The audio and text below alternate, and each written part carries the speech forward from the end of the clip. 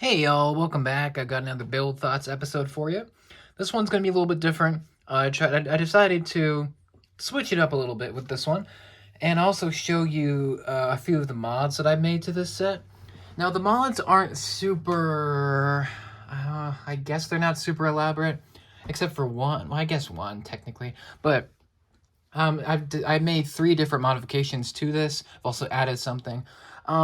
So this is going to be a build thoughts episode. I'm going to talk about the build as well as just show you what I've done to kind of improve it. It doesn't take care of every single problem, but there's one last issue remaining, and that's the fact that these panels are still pretty loose.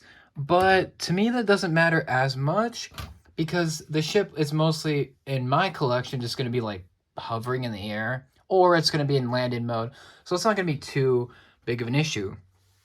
But let's start with the third one, or I'm sorry, the first change that I did, or the mod.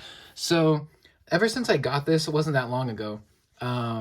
If you're watching in the future, it's a little awkward. But I got this set very recently for a pretty great price, in my opinion. 141. Yes, expensive, but you're not gonna find this set under $90 today, especially not with the minifigs intact. And as a kid, I always wanted this ship. And there's a couple reasons for that. I just love the design of the ship, and the minifigs themselves are very unique. They're very special because we've never seen them before or since this set. This is one of the few Lego Star Wars sets to be a video game based set. We have maybe one or two more. I do know the BD1 from Fallen Order is recent, and yeah, that's really the only one that I know of. I'm sure there's another one. Um, but yeah, they haven't done many of them. So anyway, the first thing I did was make it so you'll notice it's in flight mode. I've actually made a stand. You can kind of see a little bit of the cheat right here. It's actually just stacked cylinder pieces. Just like these are the ones I had. I'm not super proud of the colors, but I kind of like that they're bright. Kind of black. It kind of breaks up the black and the dark gray. But I just have the ship, the Rogue Shadow, hovering on these towers of bricks here. About 5 of them, or I'm sorry, 6 of them, to support this thing. It's a very strange ship, but yeah, I've got 3 of them. There's the other one right there, and then here's the third one right in front. Because the weight on this thing, it's really weird because, like, it's asymmetrical, so it's not the same design of, like, ship on either side. So this tends to be heavier than on this end, but then this tends to be heavier on this end. It's kind of weird, hard to explain. It's just a weird thing weight-wise, but anyway, that's the first modification I made. I decided to get this set for 3 reasons. One, I love the minifigs. I'm glad that they were in the set and not, broken or anything. I just love the design of the characters, and I love the characters in the game as well. So to have them as minifigs is awesome. 2, it's a very rare and hard to find set, and even more so under $200. Well, I guess 100. I guess under 180 used is hard to find, and I got it for, in my opinion, a good price.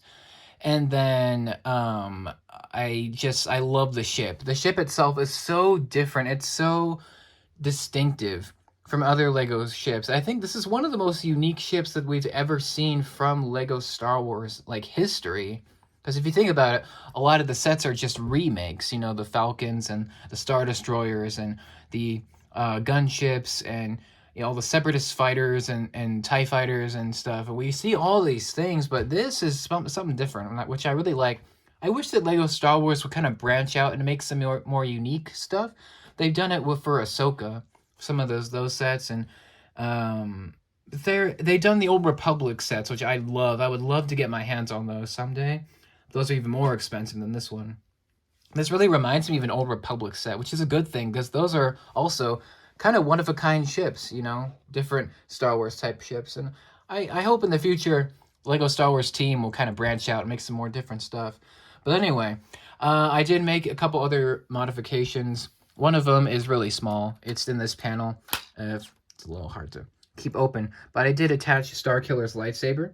You'll understand why in a minute, because they actually made room for Starkiller. So the original set design, just out of the box, or I guess when you buy it, you don't have room for two people. It's just one person in the cockpit.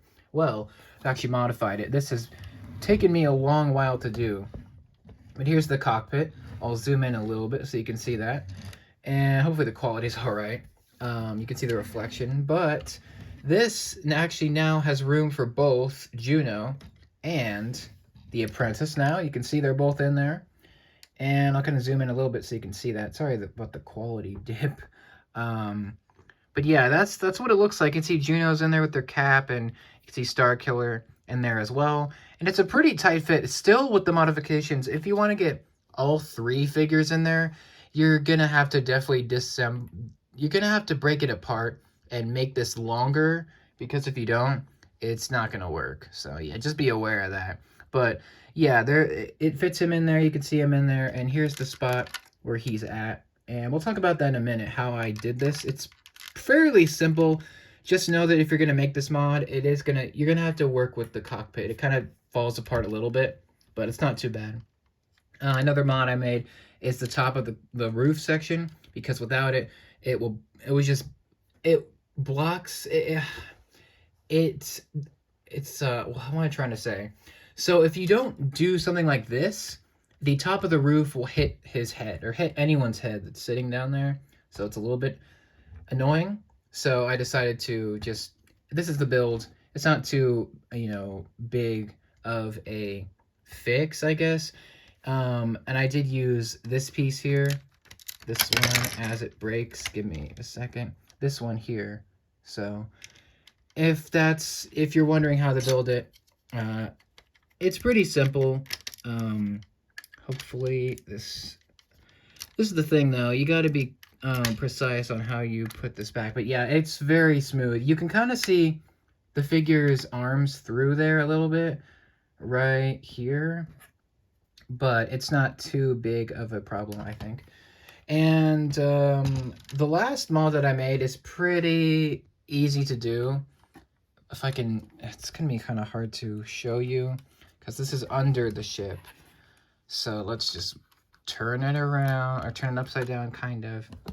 So it's this. So this set is old, and so this cockpit piece will rattle 90% of the time. If you have a copy of the set, this cockpit will kind of rattle around because it's a little bit loose.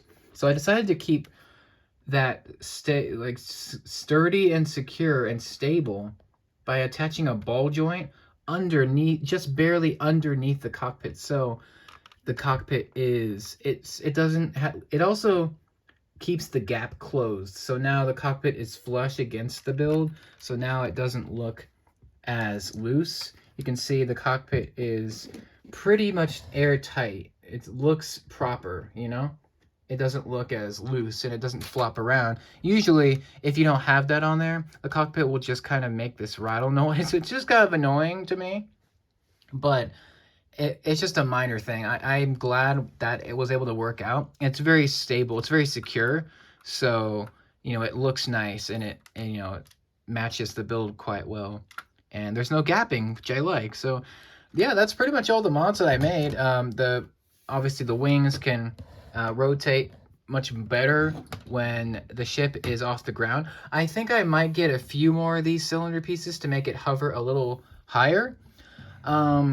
And that's about it. I love this thing. I love the design of the ship. It's so cool. It's so unique, again, to use that word. But the one thing I'm still kind of disappointed about, and this is not the designer's fault, but in the game, there is a landing ramp that comes down. I believe it might be at the front or the back. I think it's at the front, where there's a landing ramp that comes down. I could not figure out how to do that. I would have to completely disassemble it. And I mean, maybe I could do that in the future, kind of have a landing ramp in the front, but I feel like that's a little bit much for this. I think it's fine how it is. But if I were to do that, I would definitely do a video and show you. But yeah, the inside mod is not my idea. It's from Rebrickable, or not Rebrickable. It's from online. So if you just look up Rogue Shadow mods, you'll notice that cockpit mod is on there. But yeah, I love this thing. It's honestly kind of weird to have this now, because as a kid I saw it so many times in the manuals of the sets, and it was just such a a weird, strange looking thing.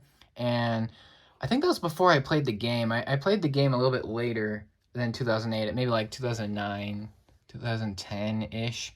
But yeah, I love the ship and I love the game as well. So it's kind of cool to have this. Um, would Lego remake this? I really doubt it. Just because the game is very violent. It's a very dark game, and I don't think they would do something this odd or out there again. If they do, that's cool. But if not, that's fine. I wouldn't be surprised if they don't do this again. And some of the details on the figures even are very kind of graphic, especially for the time. But I love this ship. I'm so happy to have it. So happy that it's in my collection. It's so weird. It's definitely going to stand out. When people come over, they're just going to be... I'm guessing they're going to be drawn to this ship in particular. Maybe or maybe not. But I'm going to try this out for a few days in this flight mode. And if it doesn't look very good, I'll just switch back to landed mode. But yeah, that's about it. Let me know what you think. Hopefully you got something out of this. I do have a review of this ship as well as a Minifig Monday on the figures. And yeah, I'm so glad I was able to get this for sure. It's very old. I think this is definitely my oldest set that I have built. Not my oldest set. That goes to Jabba's Sail Barge, which was in 2006. So that's my oldest set. But this is my oldest set that I have built on display. And it's such a weird thing, weird shaping. It's just a weird ship that it needed its own display, which I just display on my Xbox, which you'll see in the room tour. Hopefully you guys like that. But that's it. Let me know what you think. Leave your comments, your feedback. It's very appreciated. And thank you for your support. I'll see you in the next one. Take care and have a great day.